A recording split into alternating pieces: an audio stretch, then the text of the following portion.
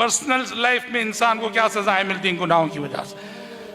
इब्न माजा की हदीस है, अब्दुल्ला बिन उमर रजी अल्लाह अन्हुमा रावी हैं, नबी करीम सल्लल्लाहु अलैहि वसल्लम ने एक मरतबे मुहाजिरीन से खिताब करते हुए कहा कि मुहाजिरों, ऐ मेरे मुहाजिर साथियों, 5 चीजें हैं, 5 बातें हैं, मैं अल्लाह की पनाह चाहता हूं कि ये जमाना तुम पाओ, मैं नहीं चाहता कि तुम ये जमाना पाओ।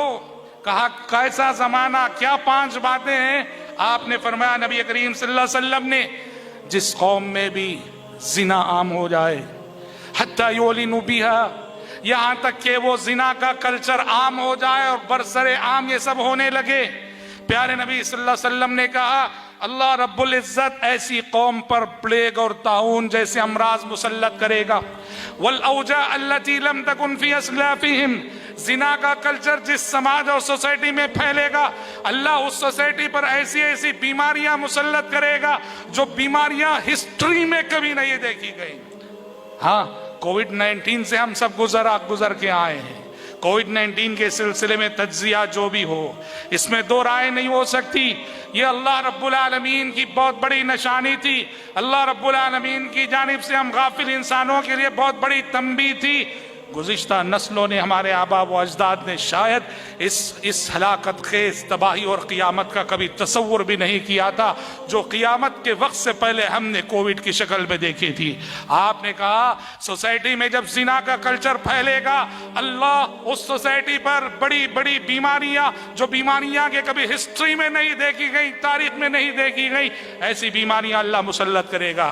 फिर कहा नाप तोल में अगर मुआशरा कमी करने लगे, नाप तोल में कमी करने लगे तो अल्लाह रब्बुल आलमीन जालिम बादशाह को मुसल्लत करेगा।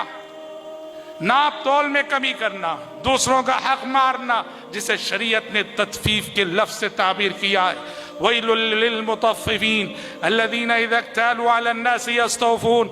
आपने कहा जब नाप तोल में कमी करने का रिवाज सोसाइटी में आम हो जाएगा, नाप तोल का बड़ा महदूद तस्वुर नहीं रखना कि कोई सेर हो, सेर में नापा जा रहा हो, नहीं, नाप तोल के मफहूम में बड़ी वुसअत है। कोई पेट्रोल बंक है, पेट्रोल बंक में अगर कोई सही तरीके से 1 लीटर का 1 लीटर पूरा नहीं डालता है, घटाता है, और अब तो हम सुनते हैं बहुत कम पेट्रोल बंक ऐसे हैं जो ईमानदारी से पूरा पेट्रोल डालते हैं। तत्फीफ है ना जिंदगी के बहुत सारे शोबों में। ऑटो ड्राइवर है, मीटर उसने सेट कर दिया है, जितना बताना है उससे ज्यादा बता रहा है, तत्फीफ है ये।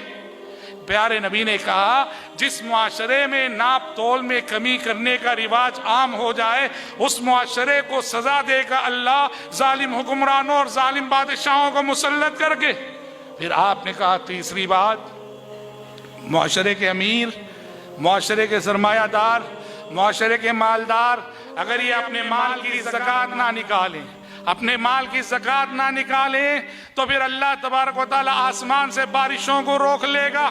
आपने कहा बारिशें रुक जाएंगी, ये और बात है कि इस जमीन पर इंसानों के साथ जानवर भी जीते हैं, तो रहमत इलाही उन जानवरों का लिहाज करके बारिश बरसा देती है। आपने कहा वलौलल बहाइम लम तुमतरू, ऐ इंसानों तुम्हारी नाशुक्रियां, नाफरमानियां इतनी है, एक कतरा पानी के मुस्तहिक नहीं हो।